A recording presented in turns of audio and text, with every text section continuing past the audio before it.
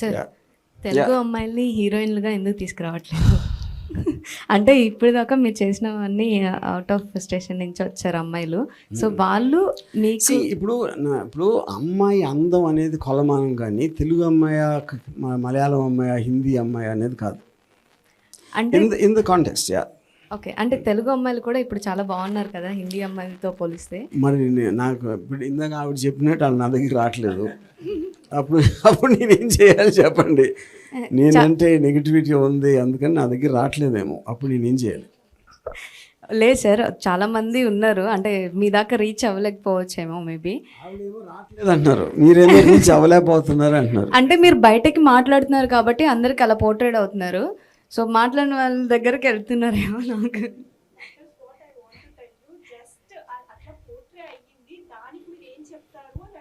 Portray అయ్యిందని మీ మైండ్లో అయింది, నాకు అవ్వాల. అది నేను చెప్పేది. అది ఇప్పుడు ఎవరు విన్నది వాళ్ళు అదే నిజం అనుకుంటారు. నేను అది వినలేదు కాబట్టి నేను అనుకోవట్లా.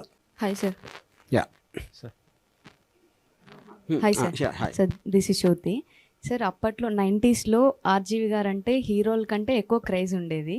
సో ఇప్పుడు ఆర్జీవి గారు అంటే అందరూ బూత్ సినిమాలు తీస్తున్నారు అలా అని అందరూ అనుకుంటున్నారు. సో దానికి మీరేం చెప్తారు? దానికి 1116 సార్లు చెప్పాను.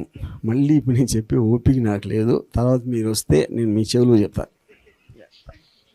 ఓకే సార్, మళ్ళీ ఏమన్నా మీరు అంటే యాక్టర్గా ఏమన్నా చేయబోతున్నారా? అంటే డైరెక్టర్గా కాకుండా? నో. కానీ అది ఇప్పుడు అంటున్నా, మరి సాయంత్రం నా మూడ్ మారు. Sir hello sir, this is Keerthana from Politicos. Sir యాక్చువల్గా మీరు ఇప్పుడు పీపుల్ కోసం అంటే పీపుల్ వాల్యూస్ తీసుకొని పీపుల్ ఒపీనియన్స్ తీసుకొని చేస్తున్నారు అంటున్నారు కాబట్టి ఒక కామన్ మ్యాన్ తరఫు నుంచి వాళ్ళ లైఫ్ స్టైల్ కానివ్వండి, లేకపోతే వాళ్ళ మేనరిజం కానివ్వండి, వాళ్ళలో నచ్చిన ఒక పాయింట్ తీసుకొని ఈ యువర్ ఫిలిం అంటే your film itself is common people values కదా, సో ఏమన్నా చూపించిపోతున్నారు అలా? First of all no common people wants to become common, he wants to become extraordinary. Aspiration అనేది ప్రతి ఒక్కడికి అన్కామన్ అవ్వాలని ఉంటుంది. అందుకని అతను కామన్ మ్యాన్గా చూపెడితే అతనికి నచ్చదు.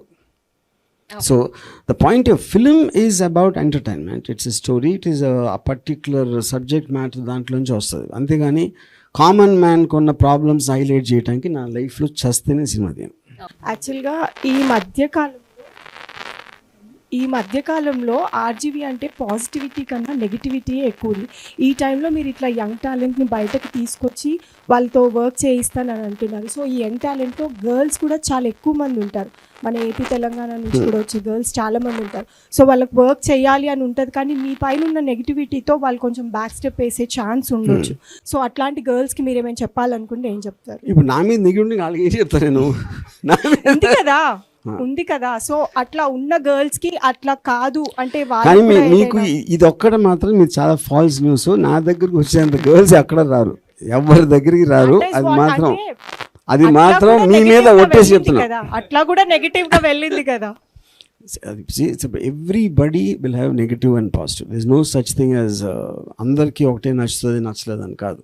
సో నేనంటే ఇష్టం ఉన్నోళ్ళు, లేకపోతే నేనంటే ఏదైనా వాట్ ఎవర్ పాజిటివ్ ఫీలింగ్ ఉన్నోళ్ళు వాళ్ళు చాలు నాకు. అంటే ఓన్లీ మీ పైన పాజిటివిటీ ఉండి వచ్చిన గర్ల్స్ నాకు నేను సంబంధమే లేదు కదా. నేను ఇదంతా ప్రాసెస్ వేరే వాళ్ళు డిసైడ్ చేస్తున్నప్పుడు నేను ఎక్కడ వచ్చిన మధ్యలో? I'm out of the decision process.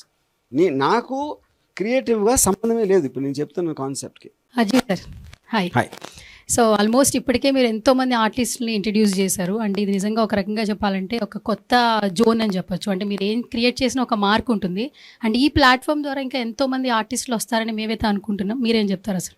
Absolutely, that is whole idea of the concept. అంటే ఒకటి మనకి తెలియని చాలా మంది వస్తారు. ఫిల్మ్ ఇండస్ట్రీ కూడా when they go to the website they also can see ఎంతమంది యాక్టర్స్ ఉన్నారు, వాళ్ళకి ఉన్న సూటబిలిటీ వాళ్ళకి ఏంటి అనేది. That is in open platform.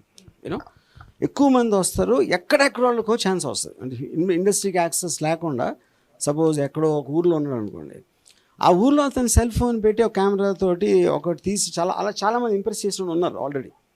మేము చేసిన టెస్ట్ దాంట్లో యూనో.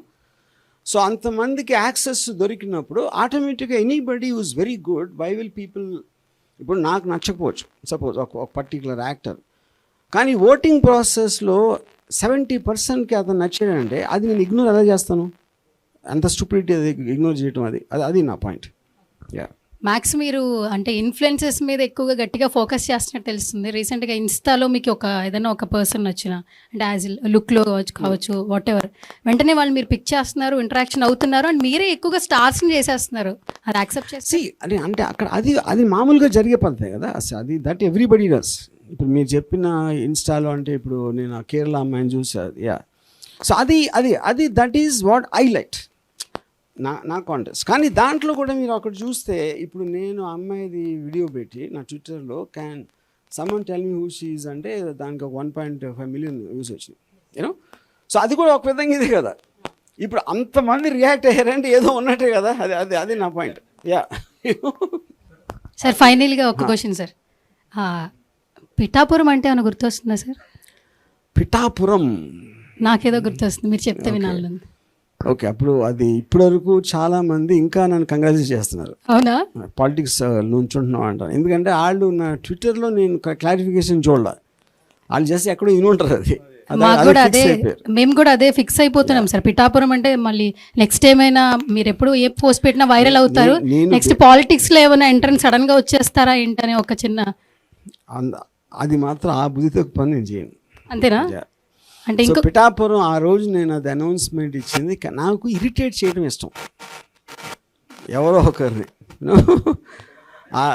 అంటే అందరినీ చేసేస్తున్నారు సార్, క్లారిటీ అనేది కొంచెం కన్ఫ్యూజ్ అవుతుంది. ఎస్ నేను ఇప్పుడు ఎస్ యా ఇంకోటి ఇప్పుడు ఇక్కడ నేను ఎవరినో ఉద్ధరణ చేయడానికి కొత్త టాలెంట్ బయటికి తీయడం అనే సదుద్దేశంతో చేయట్లా. ఎవరి వాళ్ళని నేను వాడుకోవడానికే చేస్తున్నా.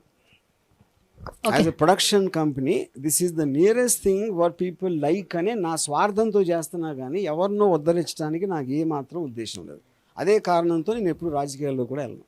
Okay, one final question sir.